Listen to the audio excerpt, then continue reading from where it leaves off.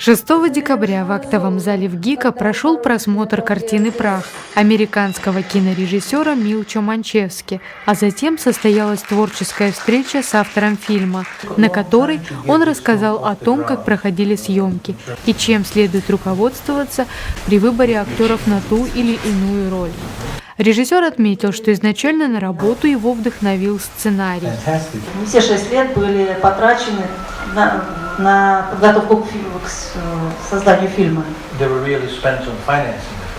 В основном на самом деле они были потрачены на то, чтобы найти финансирование этого фильма. А часть этого времени была потрачена на творческую работу. Но не столько.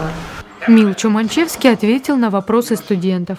В этом учебном году в рамках программы международного сотрудничества Соединенных Штатов Америки и Российской Федерации Манчевски проведет для студентов актерского факультета в ГИКа курс «Работа актера на съемочной площадке».